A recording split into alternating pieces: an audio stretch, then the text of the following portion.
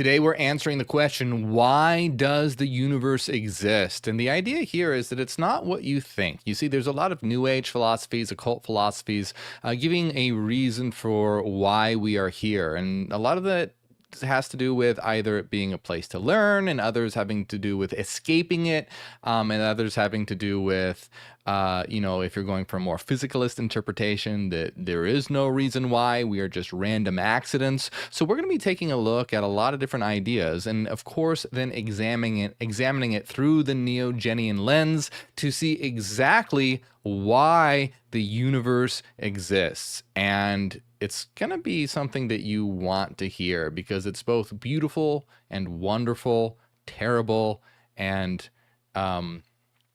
ecstatic. It's a thing that it's just beyond our dualistic way of thinking as human beings, and it contains all opposites within itself. And it's a very important thing to understand, especially as one grows in consciousness. We have to know why we're here. And like I always say, you have to know what you are, where you are, and why you are here to really begin to reach the next level of awareness. So let's answer the question, why does the universe exist? We're going to start right now, but please make sure that you like and subscribe so that we can spread this information around. It's important that we get this out there so that we can raise consciousness and create a new beginning, a new humanity through a new consciousness, and build a new earth. Now, also, I want you to beware in the comments. There are people that pretend to be me, that say that they have a WhatsApp or a Telegram, and say that they want to contact you or whatever. That's not me, okay? Don't fall for it. It's a scam. I don't have any of those accounts. Also, be aware that there are a lot of people and groups out there that don't like what we're doing and don't want this information to get out there. So there are people and groups out there spreading misinformation and disinformation about me and our group and what we're doing. So be on the lookout for that. Don't fall for the bullshit.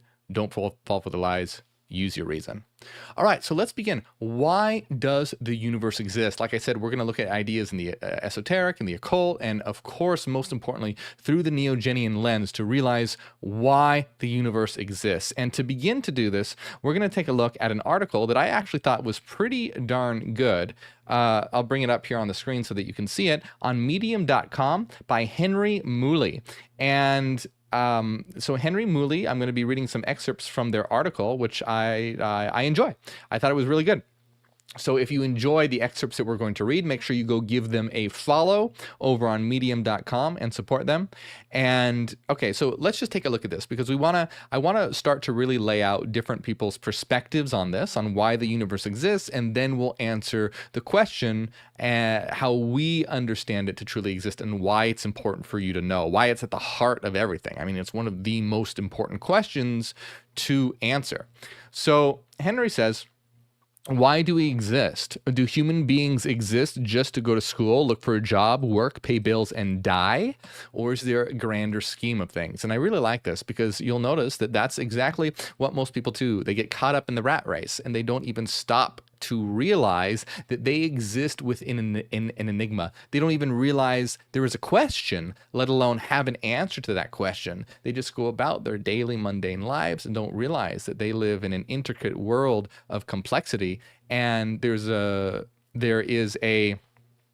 video of an interview of Terence McKenna that I want to react or do a live stream on at one point because it's a really great clip. And basically it's an interview with Terence McKenna talking about how weird things are. And it's, I don't know if the interview was in the 80s or the 90s, but it was a while ago. And so in the interview, Terence McKenna is talking about how weird the world is, just how strange existence is. And Terence McKenna's idea is that it's just going to get weirder and weirder, and it's going to get so weird that at some point people aren't going to be able to ignore it anymore. And what I mean by that is the world is very strange, and yet people ignore it, and they act like it's normal. But to Terence McKenna's point, we can really see this right now, that the world is getting stranger and stranger as you look at developments in things like AR, augmented reality, virtual reality, artificial intelligence. As we take a look at these technologies that are developing that really start to bend and twist our idea of existence and what existence is and what reality is. And this starts to really shove in people's faces that, hey, something strange is going on as the line between what is real and what is not real starts to become blurred. And McKenna's point is that at some point it's just going to get so weird that people have to stop and go, whoa, whoa, whoa, hold on, wait a minute. What's going on here? What is existence? This is strange. This is weird. It's not just this, wake up, go to school, get a job, have a family, and die thing. Not that there's anything wrong with those things, but one hasn't realized what's right in front of them. Like it said in the banned Gospel of Thomas, Jesus says, realize what's right in front of you. The kingdom of heaven is in front of you and within you. See what's right in front of you. He says that multiple times. Like, you just have to realize what's right in front of you. And people don't. They don't realize what's right in front of them.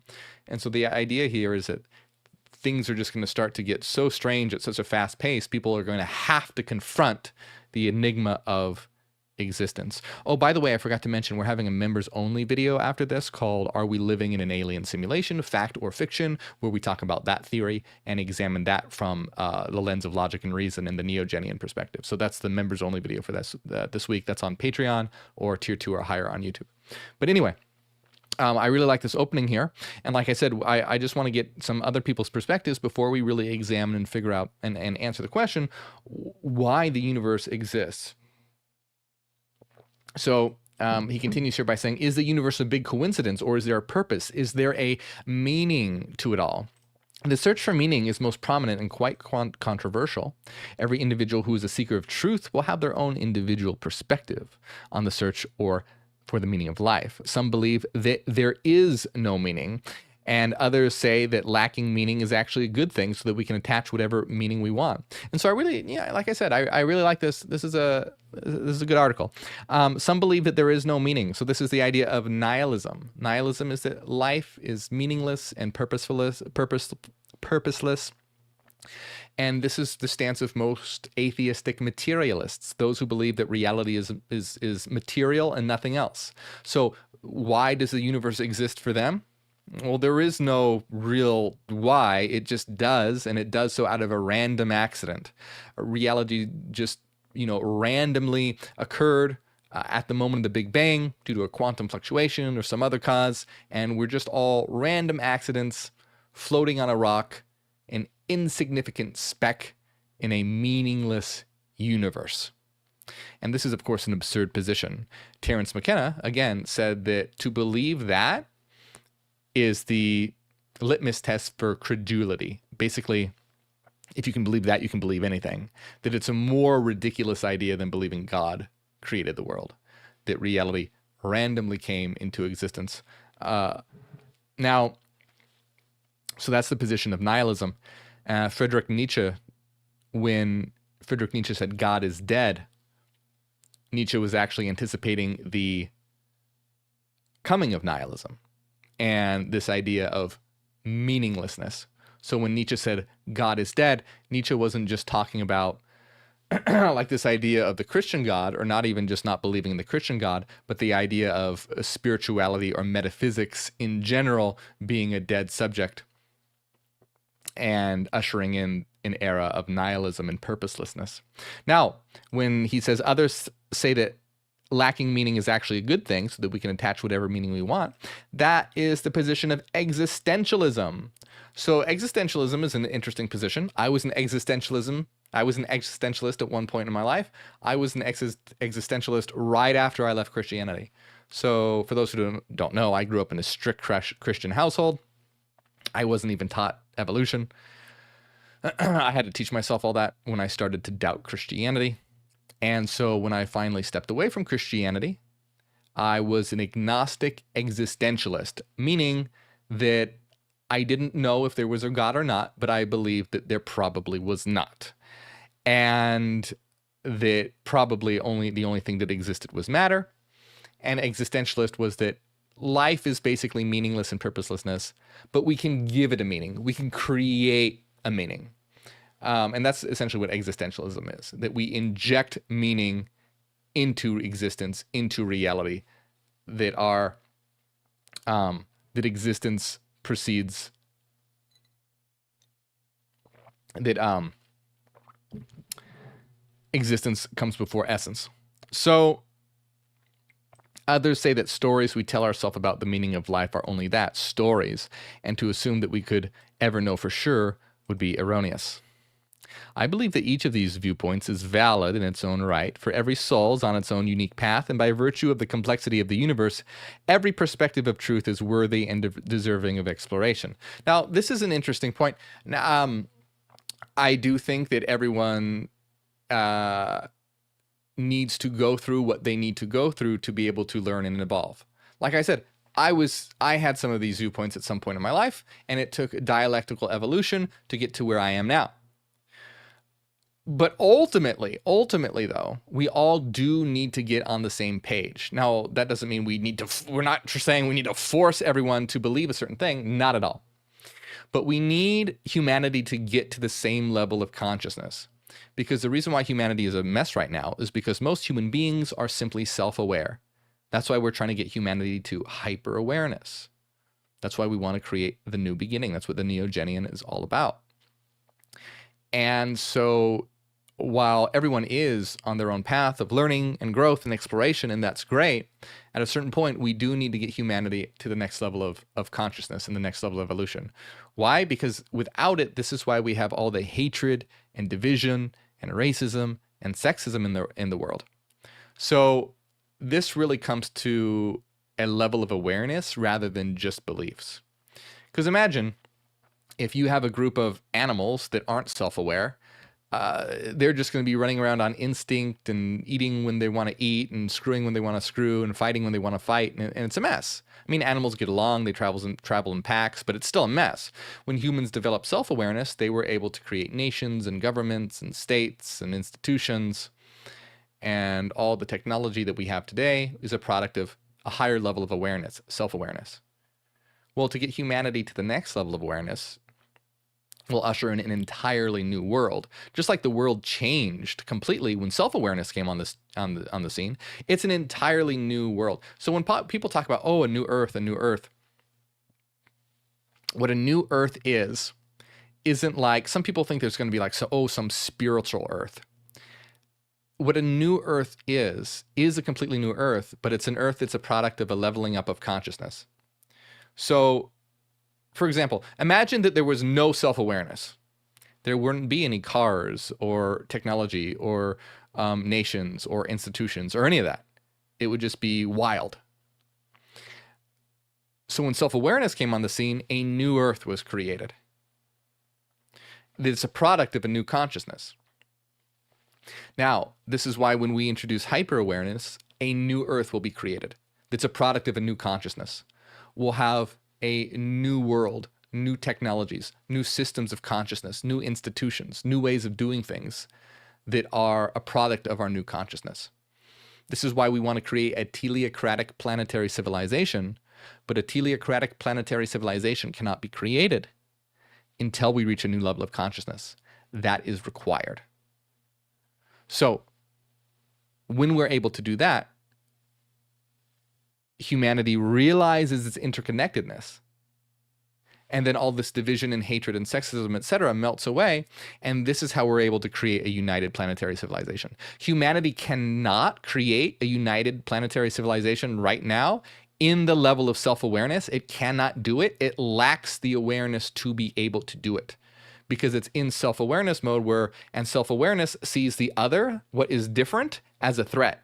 Oh, you're a different nation than me? You're a threat. Oh, you're a different skin color than me? Oh, you're a threat. Oh, you're a different sex than me? Oh, you're a threat. You're a different gender than me? Oh, you worship a different God than me? Oh, you're a threat. Self-awareness views what is other as a threat to individual existence and whatever group they have conformed to.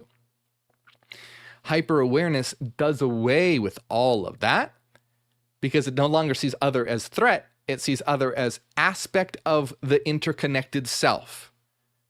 And so when you see other not as threat, but aspect of the interconnected self, you go, oh, you're different. I want to learn from you. I want to know about you. As you can gain a new perspective on your interconnected self as someone who gazes in the mirror and has a new perspective on themselves. Because you see the world as your mirror and everything is an aspect of ourselves. So everything is an opportunity to learn and to grow. And so this is why in the Neogenian system, we show that hyper-awareness is required to create that teleocratic planetary civilization because humanity lacks the ability to do it now. They literally can't. It cannot be done unless it's forced. And that's the result that we want to avoid. It is possible that a group of individuals who rule the world through money, etc., can force humanity into a coerced unity. And that's a very negative unity, because now it's a forced system rather than one that has evolved to that point where we're learning and growing and co-creating together. So that's what we want. What we're doing here is we're creating a new beginning. We are the new beginning. And what we're avoiding is the collapse of modern civilization, as well as the rising of a global threat to create a coerced unity. We want to create a thriving, natural unity where, like I said, it's a teleocratic planetary civilization. Teleocratic means telos, which means purpose. It's purpose-driven. For what purpose is it driven to? Creating a higher quality of life for every individual in the collective. So what's the purpose of the world right now? None. Zero. It has no purpose except to make money. So in our system, we introduce purpose to the world. What is the purpose? To create a higher quality of life for every individual and the collective. What is a measure of our success? Is it the GDP, the gross domestic product? Is it how much money we made? Is it how many places we conquered? No. Our measure of success is if we are increasing the quality of life for every individual in the collective. And our goal is to constantly be improving that through a feedback loop. The way a planetary civilization will be structured, that just keeps getting better and better and better. Think about that. It's a world that's just always increasing its how good its quality of life. Now, imagine this scenario. Now you're not going to have all these religions that are like, oh, the goal of life is to escape. This is a hell. No, it only seems like a hell, and you only want to escape because it's a shitty world right now. The physical world offers us a very unique opportunity, and that's what we're going to be talking about. And this is why this is so important. I know I'm kind of going on, and it seems like I'm a little off topic, but it's really not. It's really not. Because when we're talking about why the universe exists, we have to understand that this is a part of it. And I'll get to that in a moment. Because when you have people saying that, oh, well, it exists as a hell and we need to escape, you're going to be missing the big picture. You're going to be missing why you're actually here, why we're actually here, why the universe exists in the first place. And this is going to go all the way back to before the Big Bang, before the moment of the Big Bang.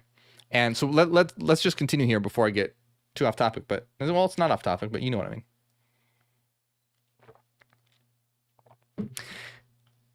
So, okay, here's where it gets interesting. So what was their name? Henry. So Henry says, and I like Henry. It's a great article. Henry says, in this article, I will provide my perspective on existence. So what does Henry say? Henry says, so according to Henry, let's take a look at what Henry says. There is no individual life, and there are no individual people. The world doesn't have 7.7 billion people living in it. So according to Henry, there is no individual life. There are no individual people. There is only one person. There is only one life that lives. There is only one consciousness and 7.7 billion instruments of its expression or vessels of its being. This life is source, spirit, or God, and it has and does differentiate itself into countless points of consciousness so that it can view itself. Okay, so this is interesting. This is an interesting idea, and we're going to see if this is right or not. So what Henry is saying is that that individuality is an illusion, that there are no individual people.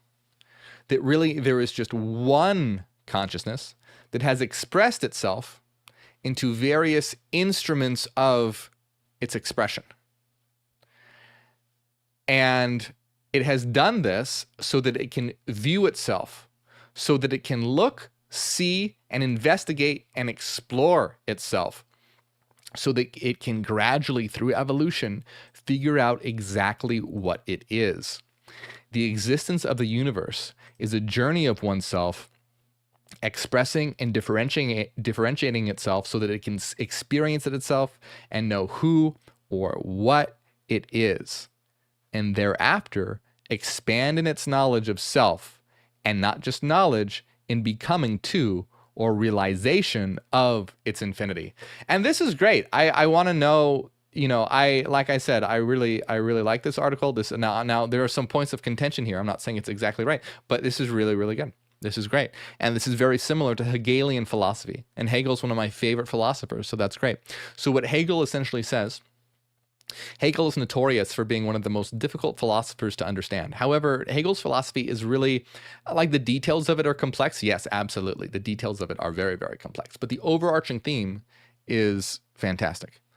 And so the overarching theme of Hegelian philosophy is that reality is a single mind that has othered itself so that it can develop itself through itself. So essentially, God, or all reality, generates physical reality because there is something that God is lacking, and what God is lacking is knowledge of itself through experience. So that God needs to experience itself to have full knowledge of itself and develop through itself. So the idea is that all of time and all of history is actually the evolution of God that has othered itself into myriad different expressions of itself. So is that true? Well, that's what we're going to look at here. Let me just finish this up real quick because it's not too long, and then I want to and then I'll comment on this. So it says, will the universe ever end? Religionists and scientists appear to agree that the universe will at some point cease to exist. Religionists call it doomsday, and scientists may use such terms as the big rip, amongst others. But from a spiritual standpoint, I beg to differ. The universe will never end. It will expand forever. Why? The reason the universe will never cease to expand is because the universe is not what is expanding. It's spirit that is expanding in knowledge of self and realization. It's consciousness or source that is expanding in the background, and that expansion/growth only seems apparent in the accelerating separation between galaxies. I really like this individual a lot. This person is very intuitive. And the reason it will never stop expanding is because spirit is utterly without end. Consciousness has always been, always will be, expanding into infinity. And that is my reason why existence will never cease. The universe will never end is a bold statement, but I believe it has to be made. All life, one life, will evolve through endless infinities. Okay, so super interesting, very intuitive. I go give this person a follow. Now, there are some things that I want to talk about here because we need to clarify a lot. But before I do, let's talk about this idea of what existence is. Okay, so hold on, because we need to talk about some esoteric and occult standpoints as well. And let me see, I know I have it. Here we go. Let me bring it up on screen so that you will be able to see it as well. Okay, perfect. Just a moment. I'll put it back up in a moment there. Now, so you have his position where reality is essentially one mind and individuality is an illusion, and that existence is the way that the one explores itself and learns about itself, and that it will always keep learning and exploring and never stop. The universe will never end. So now, so that's one position, a very, very intriguing, very interesting position. Now another position, if you've watched my channel a lot, you know about Gnosticism. The position of the Gnostics is that reality is essentially a divine accident. There is one mind, a single mind, and at one point, the single mind had a thought that was disharmonious. One of the thoughts in Gnosticism, this thought is called Sophia, or wisdom. does an action that is out of sync with the rest of the mind. In other words, expresses individuality. And through this expression of individuality, a dark and evil thought is born that they call a dark god Yaldabaoth. And this dark god creates basically a dream world that is a prison, there's a material world, and then souls become trapped in the material world and have to escape. So according to Gnosticism, the physical world is not a good thing. It's a very bad thing.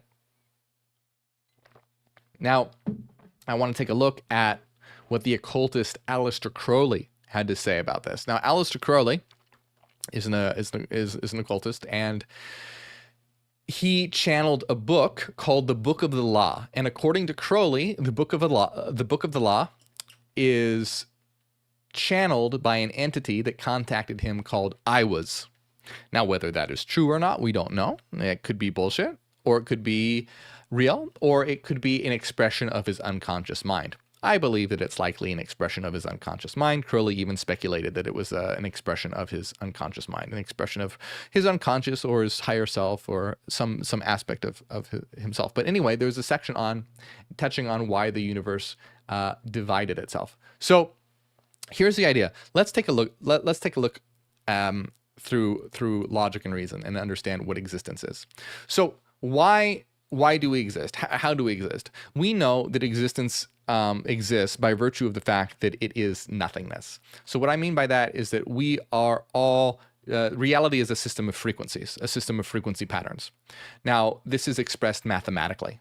Now, because we're expressing all values mathematically, this results in zero. So all existence, all reality is mathematically equivalent to zero. So we exist not in the way that most people think. We exist in a sort of fractured void, a void that is able to take form within itself by varying its internal structures. So we are in this existence of frequency. Now, the idea here is very, very interesting. And this is where it departs from Henry's idea of there just being a single mind, because the truth is a little different than that. The truth is that we are both one and many at the same time. And you will find when you start to begin to study the Neogenian system and reality in general, that reality is often composed of opposites. Now, hey Google, be quiet. My Google Assistant always just starts talking in the middle of my streams, and it's very annoying. Especially when I talk about the philosopher Hegel, because it thinks I'm saying, hey Google, and it's very annoying. Anyway, as I was saying, what was I talking about? Nature of reality, frequencies.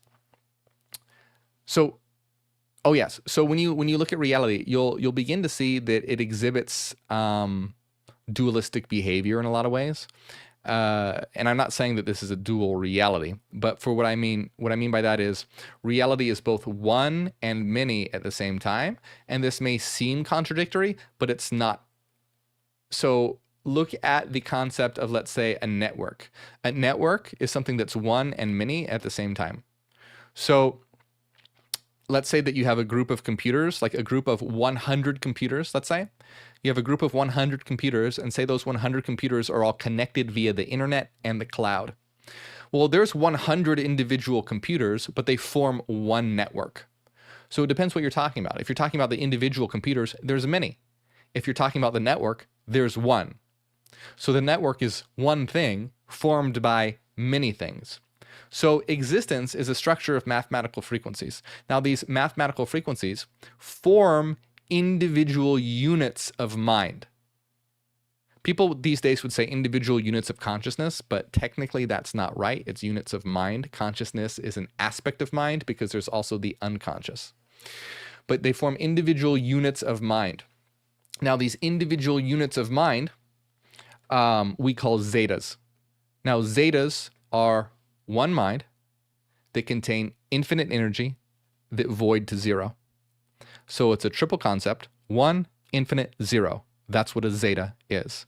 And we use the term zeta to differentiate it from zero, because zero is usually looked at as something empty. A zeta is something that is full.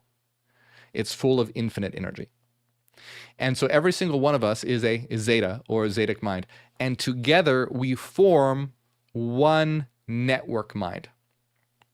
We form this one network mind through the interaction of our frequency patterns.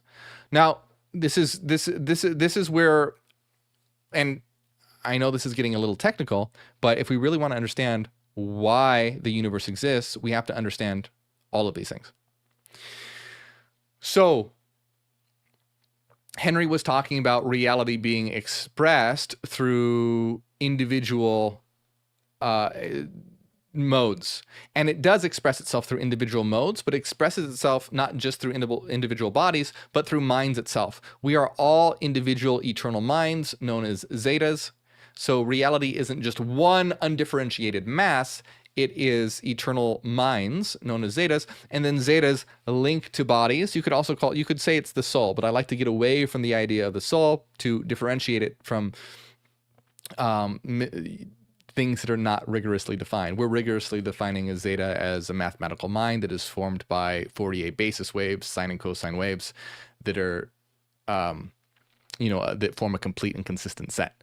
So you have these zetas, and they form this network mind, and they are able to link to bodies. Now, these bodies aren't material. These bodies are actually formed from the frequencies of zetic minds. So these zetic frequencies combine to form material reality. And they do so through a Fourier transform and the projection of an internal holographic pattern. Not an external holographic pattern, but an internal holographic pattern.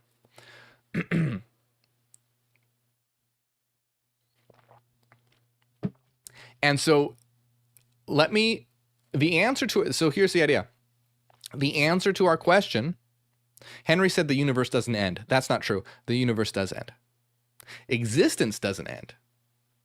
Henry was correct that existence doesn't end, but the universe does end.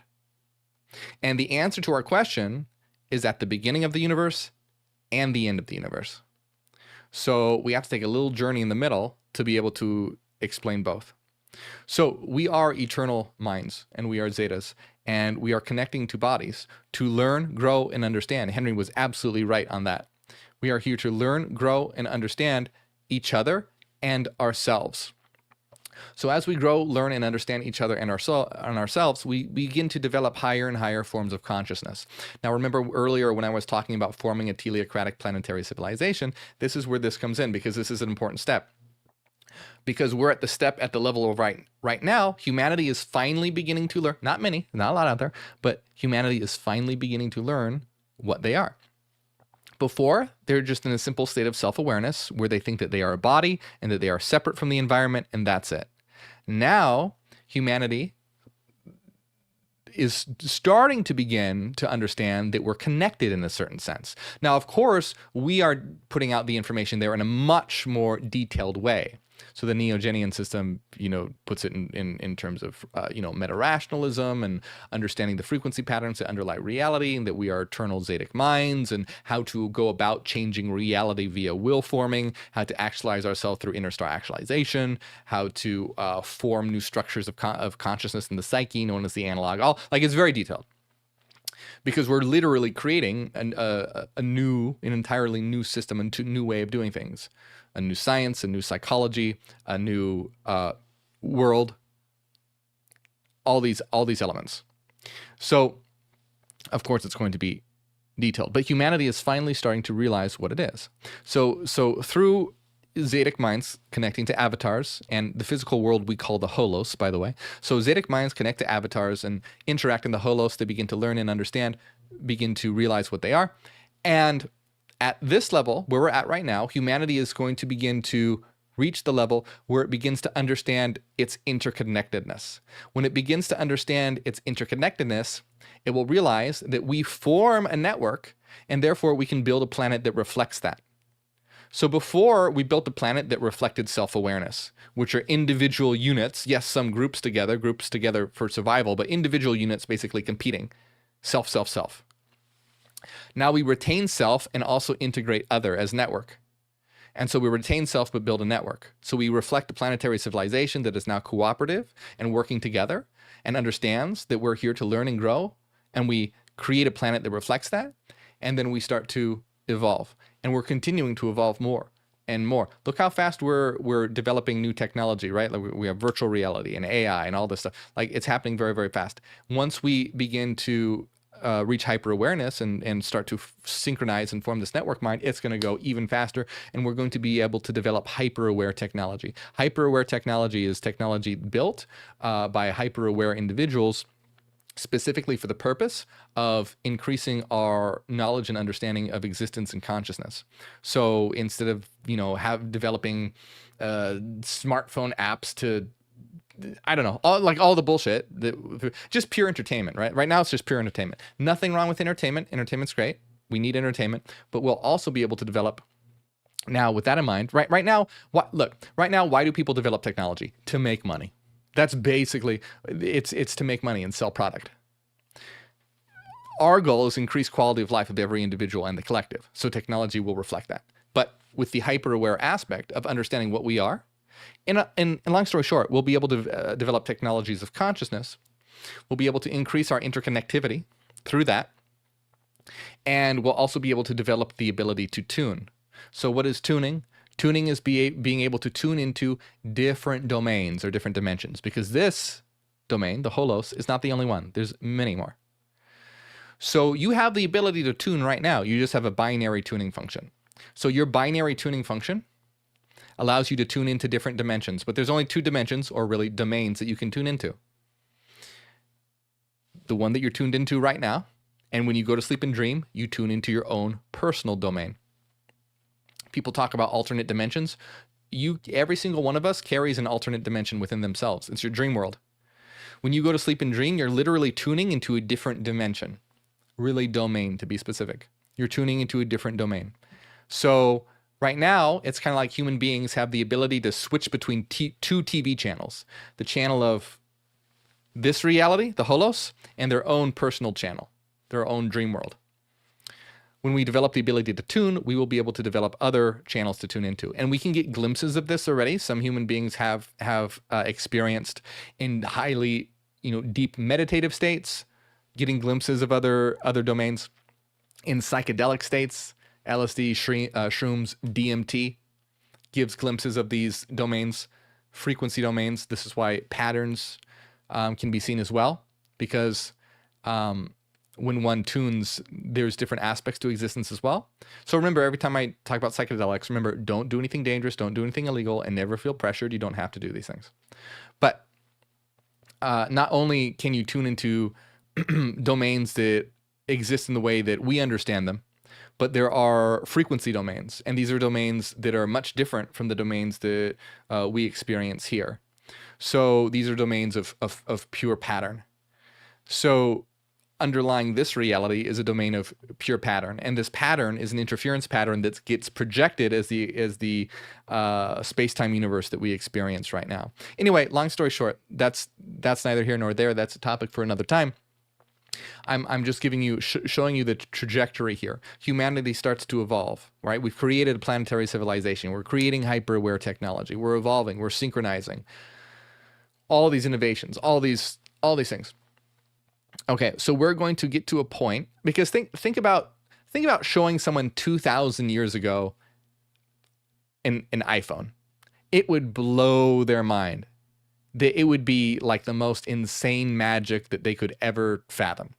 So think about where we're going to be at, 100 years from now.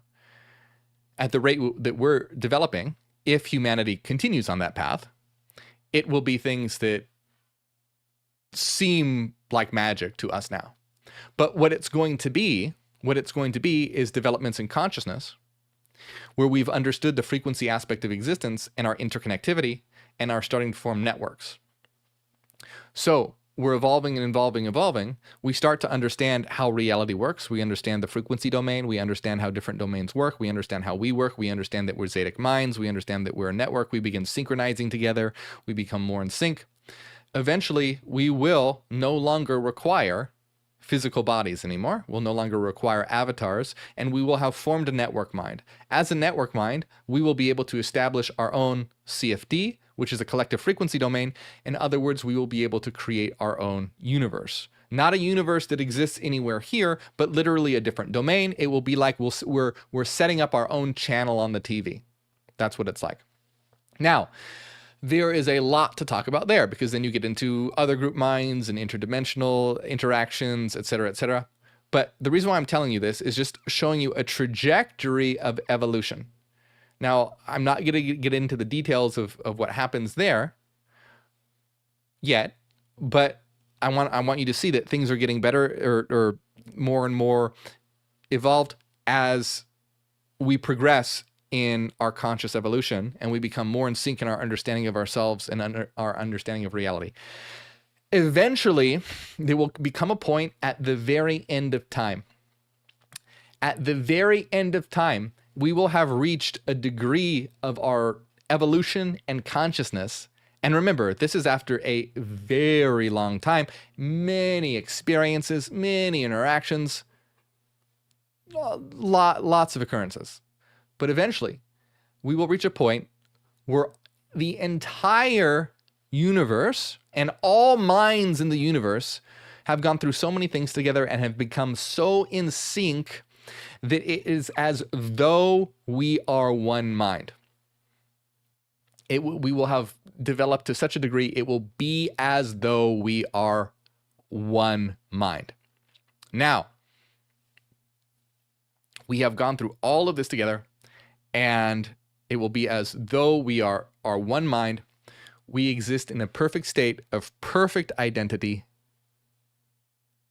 And at that point, there will be nothing but the pure white light of the source, most likely. We don't know exactly what the experience is like, but based on a lot of reports, it would likely be an experience like that. And that is the state of pure perfection. Because look, we're evolving and we're getting better and better and better and better. At finally the state of pure perfection, there's nothing to differentiate anything. Everything is one. So all the, you can think of reality as being this symphony and this harmony and this, grand, all these grand sounds and music and interacting symphonies. At the very end, there's just a single tone. Ooh, that's it. There's no difference anymore, because in a state of total perfection, there is no difference. Difference or imperfection or non-unity is what gives rise to all the experiences that we have. Because think about, I am here and you are over there. That is different. Even extension, even the here instead of there, that's difference. So all physical difference will have been eliminated, and it'll be a state of just pure and perfect mind.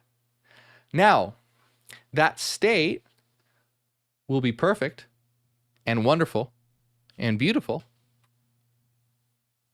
But here's the rub. That state would become hell if extended indefinitely. Because it's a state of pure unity and pure perfection, and that will be great for a moment. But if it were to extend, it would become hell. Because think about the experience of that. It would be great for a while, but if it continued for too long, think of the horror that it would be to realize that you are the only mind in existence.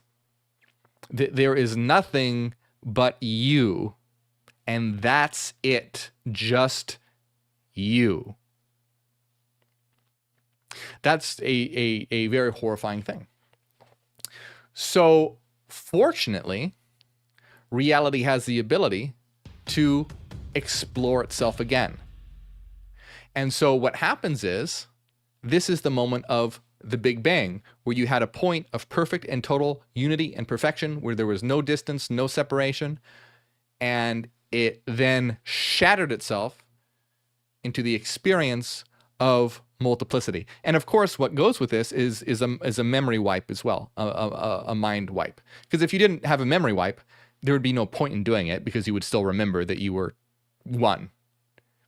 And so reality shatters itself into a multiplicity of perspectives and a multiplicity of identities so that we can then explore ourselves once again in a new way.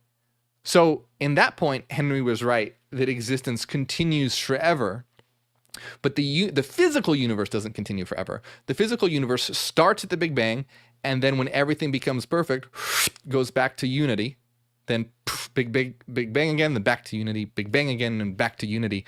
But in this cyclical process, but it's a new experience every time because of different initial conditions on the fracturing and the asymmetry of the source.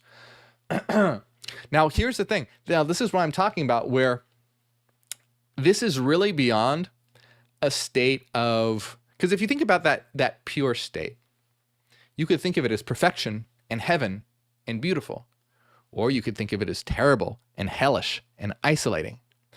And this is where it gets beyond sort of our human conceptions, where it's a state that's neither good nor bad. It just is. It is what it is, and reality is what it is. And this is sort of the part, you know, that it sort of is correct in the Bible in a metaphorical way, where God says, what's it, Exodus 3:14, I am that I am. When Moses asked the name of God, God just replied, I am that I am. And it's just sort of like reality is that it is, that it is, that it is, that it is, it is. And so there are various ways to look at this and understand this. And you can see, and there's this beautiful quote by Aleister Crowley that I want to read here. And this, so this quote is from the Book of the Law. And this is well, hold on. This book is from the Book of the Law, which Aleister Crowley is channeled by an entity called I Was. We don't know if that's true, but I just want to put that out there. But I love this quote. It's a beautiful quote. It's one of my favorite quotes. It says, I am divided for love's sake, for the chance of union. This is the creation of the world, that the pain of division is as nothing, and the joy of dissolution all. So you can see this is a very romantic interpretation of this moment. I, meaning reality and existence, am divided for love's sake, for the chance of union. This is the creation of the world, and the pain of division is as nothing, as the joy of dissolution is all. Basically saying that the pain of having to fracture oneself is nothing because I get to have the joy of the chance of falling in love again. So from this perspective, it's a joyous moment, and a romantic perspective of the pain of division is nothing because I get to experience the love and the joy of union. And it's this idea that the universe, or all reality, in order to experience itself, has to tear itself apart because it has to other itself to be able to see itself. It's like an eye can't turn around and look at itself. You have to have a mirror to be able, the eye has to have a mirror to be able to see itself. And so existence has to other itself. It has to rip itself apart to be able to experience itself again. By the way, I had a DMT trip that was the experience of this. I did a whole DMT report in one of my videos. You can hear about it. But yeah, this is something I experienced in a DMT trip, which is very interesting. Anyway, I won't get into that right now. But see, this is the idea. And so this is I think an article by Deborah Lip on deborrahlip.com. I have no idea who this person is. I don't know if they're good or not great or terrible or what. But this is just, I just came across their article. And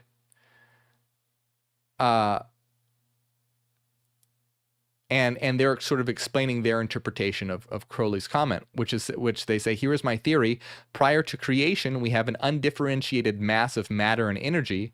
This can be called the goddess, or if you can see it as a genderless source of all. There is tension between stasis and change. Both forces have a strong pull, and the dynamic between them changes the world.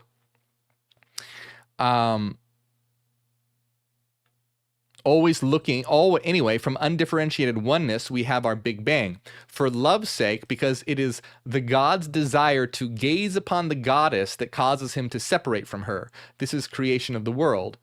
Here we see that she is the first cause, but he is the first change. She stays the same. He pulls away.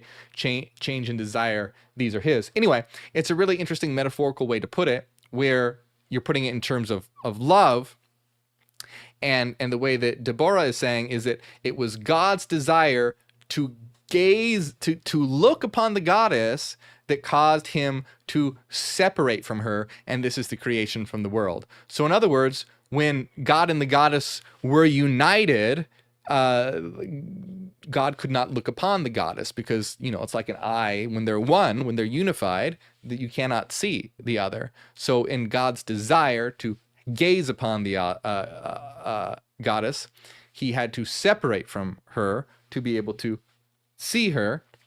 And this, of course, metaphorically speaking, is the creation of the universe, the point of perfect and total unity, the source singularity, going from a state of perfection where there is no differentiation, which total identity, except there's still a potentiality for multiplicity. And then that gets divided into the Big Bang and the experiences that we ultimately have. Now, one thing that I want to say really quick, we have to remember that these are metaphorical.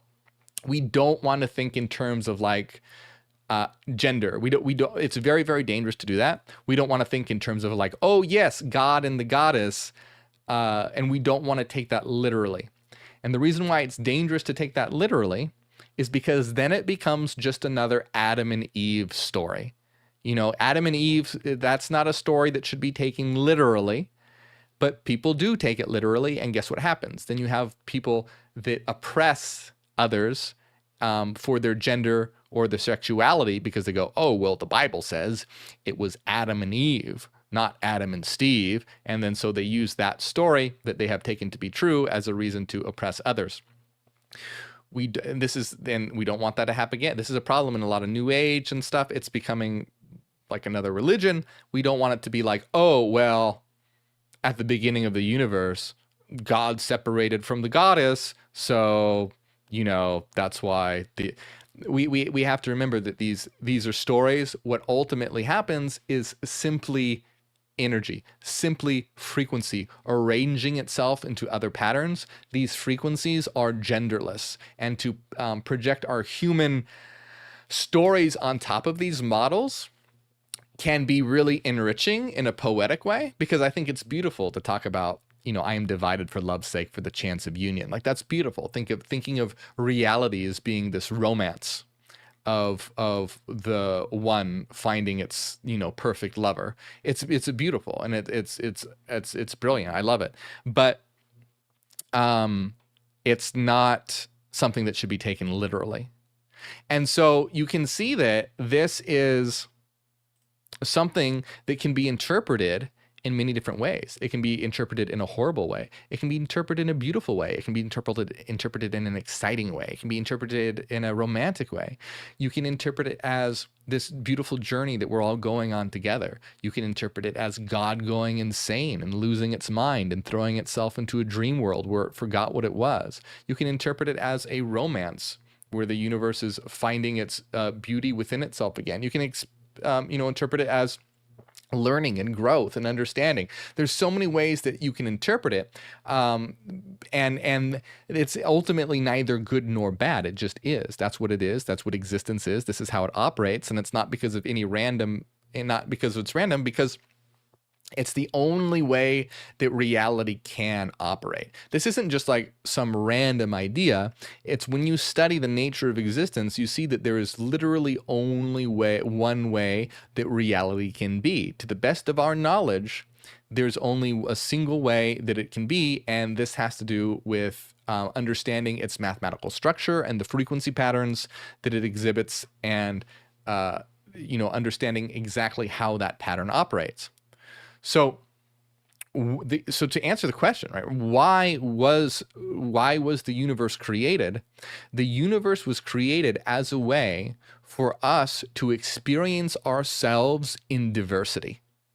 And how we put our interpretation on that depends on where we're coming at it from. Now, we are experiencing ourselves in diversity. That's why we are here. And so what we want to do is create a world where we are increasing the quality of life of every individual in the collective. So, because a question people often go is like, hey, well, wait, if the whole point is to experience ourselves in multiplicity and otherness, isn't it sort of contradictory to try and remember and understand what we are? No, it's not, because we reach that point where, see, this is the thing. Humanity is starting to get to the point where it can finally start to actually enjoy life. The reason why it seems so hellish right now is because this whole chunk of existence has been the survival phase. It's been just the phase to develop an avatar that has the capacity for self-awareness and then hyper-awareness. That's what this phase was, to get an avatar that's able to have this capacity. Now we are here, but we've had to go through, tooth and nail and war and bloody battles to get to this level.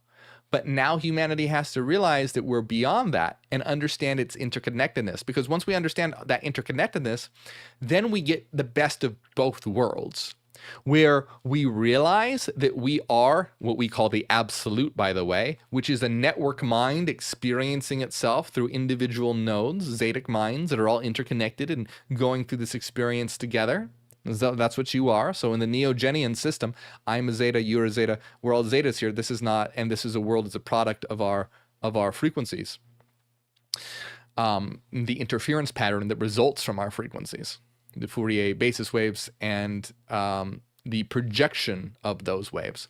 Now, humanity gets to the point where it understands that's what we are, but it's the perfect balance where we have so much to explore. We have so many experiences. It's the best of both worlds, because you realize, oh, that's right. We are all interconnected, and now we can experience the joy of going through this journey together. We can go, oh, hi, God, nice to meet you. Hi, God, it's me, God. It's where we can recognize the divinity in each other and in everyone, but still have the joy of experiencing ourselves in multiplicity, because we have a whole journey to go through. Like, we're just getting started. And this is where the fun begins. Yes, from the Star Wars meme. This is where the fun begins, because now we get to really thrive rather than survive. That's what we're doing as when we call ourselves the new beginning. That's what we literally are.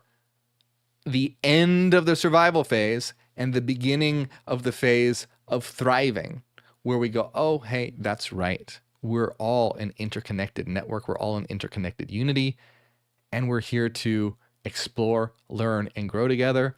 So let's start increasing the quality of life for every individual in the collective. So what's the meaning of life? To understand existence and to enjoy existence. Because we're all gods. What do gods do? Gods create and enjoy their creation. What's the point of creating something? To enjoy it. So the life is complex, but the meaning of life is quite simple. We're here to enjoy it, and we're here to understand it.